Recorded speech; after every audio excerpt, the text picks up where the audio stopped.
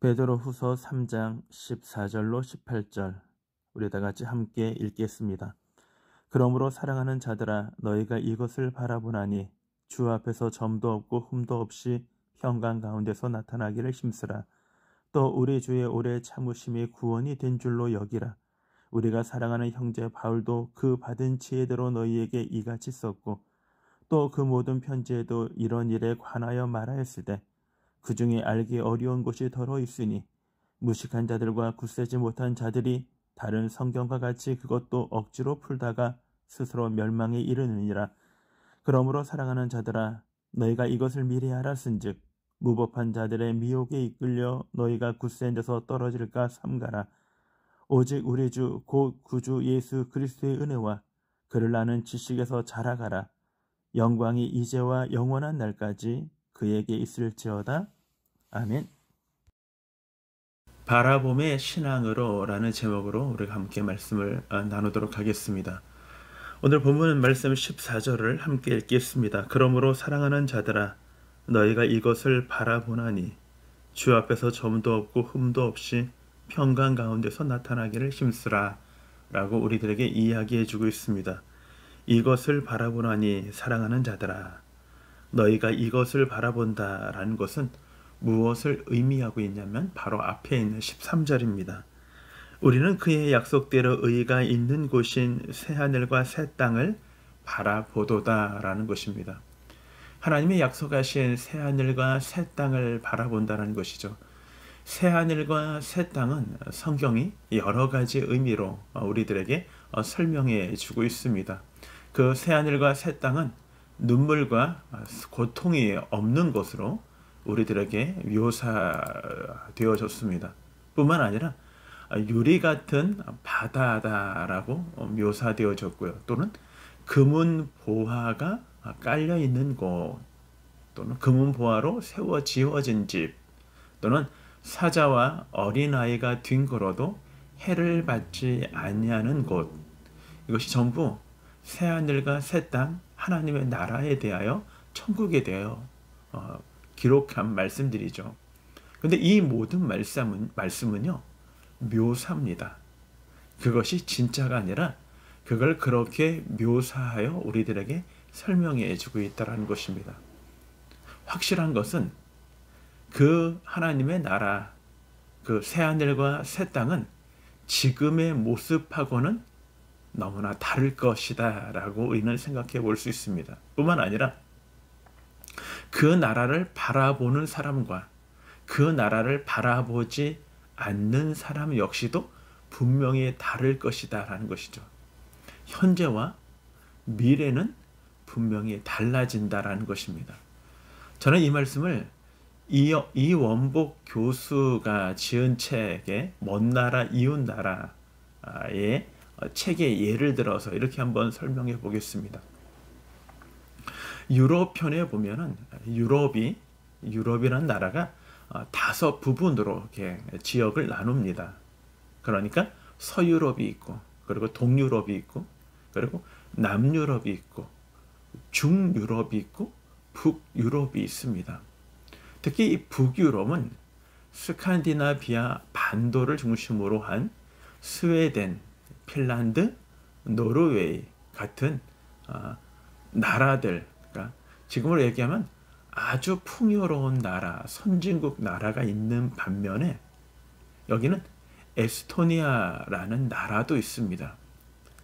그런 앞에서 얘기했던 그런 나라들보다는 상대적으로 나라의 부강도도 현저히 차이가 나고요.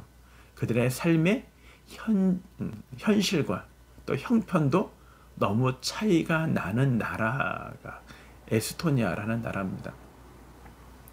이원복 교수는 그 책에서 이 부분을 이렇게 설명을 합니다.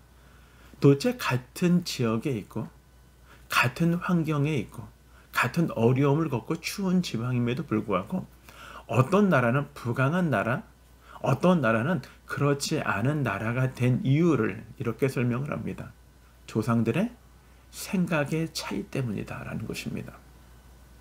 이 스웨덴이나 핀란드나 노르웨이 같은 나라들은 그 나라 역시도 추운 지역이고 추운 지역이 많고 해상을 끼고 있는 그런 어려운 환경에 그들은 그 환경이 되풀이 될 때마다 우리가 우리의 다음 세대 미래를 위하여 우리는 그들에게 뭘 남겨줘야 할 것인가 라고 고민하다가 그들은 나무를 심기 시작했습니다.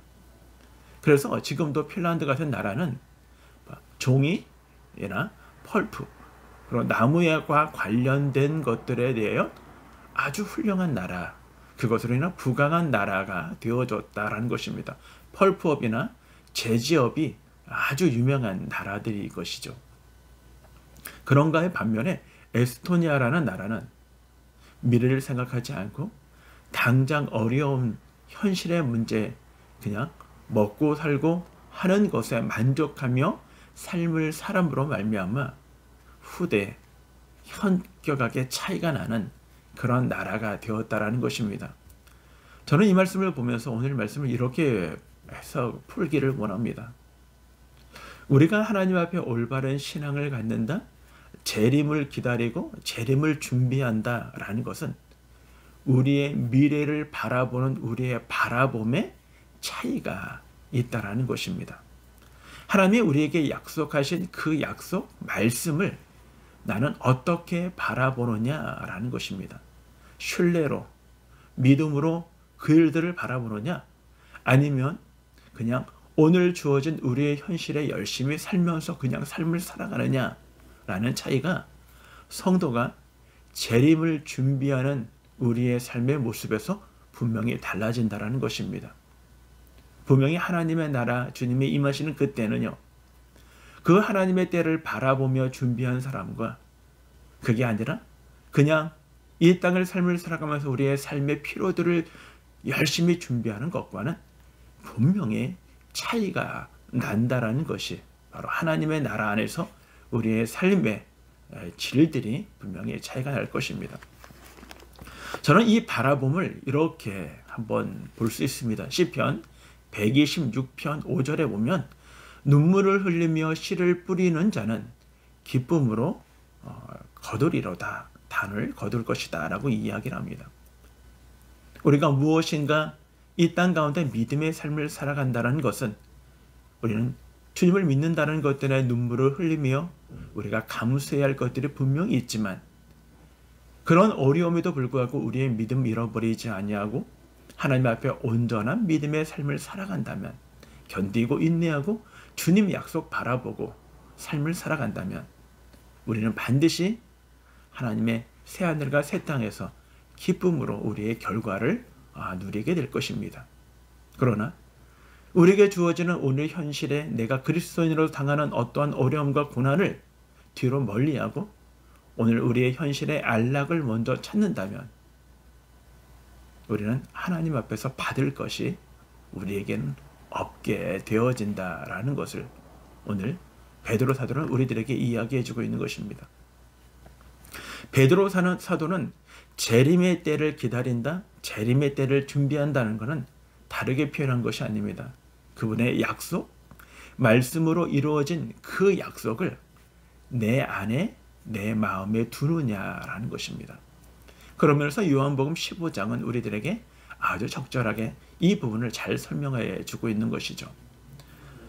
요한복음 15장에서는 우리들에게 포도나무의 비유에 대하여 우리들에게 이야기해 주고 있습니다.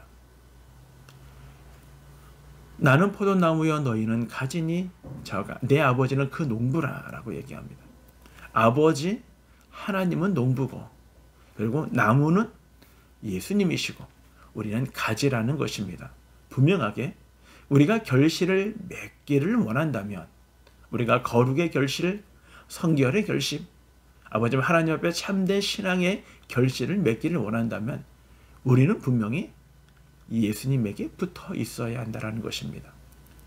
예수님이 주는 영양 공급을 받아야 되고 예수님이 우리에게 주시는 아버지는 삶의 기쁨과 그리고 믿음의 견딤이 우리에게 있어줘야 한다는 것입니다. 너희가 나를 떠나서는 아무것도 이룰 수 없다라고 얘기합니다. 오늘 우리가 재림을 준비한다는 것은 주님의 약속을 붙잡고 오늘을 삶을 사는 것이요. 오늘을 삶을 살아간다는 것은 내가 예수님 안에서 믿음의 삶을 살기로 주님 앞에 내 마음의 모든 것을 맞춘다라는 의미가 되는 것이죠. 그래서 오늘 14절 중반절에 보면 이런 말을 합니다. 주 앞에서 점도 없고 흠도 없이 평강 가운데서 나타나기를 힘쓰라. 우리가 주님을 새하늘과 새 땅을 바라보나니 주 앞에서 점도 없고 흠도 없이 평강 가운데서 나타나기 힘쓰라. 점도 없고 흠도 없으시는 이 땅에 오직 하나님밖에 없습니다. 그 하나님 앞에서 우리가 평강 가운데, 평강은요 사실은 관계에서 나타내는 말입니다. 네, 하나님 안에서. 평강은 우리가 만들어낼 수 있는 게 아니라 하나님이 주셔야 되는 것입니다.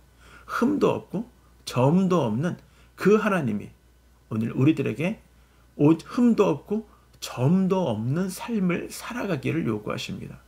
우리는 그걸 할 수 없는데, 근데 길이 있습니다. 네, 우리가 예수 안에 붙어 있으면 되는 것입니다.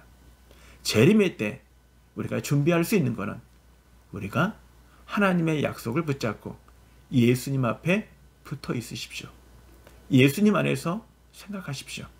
예수님의 말씀을 우선으로 생각하십시오.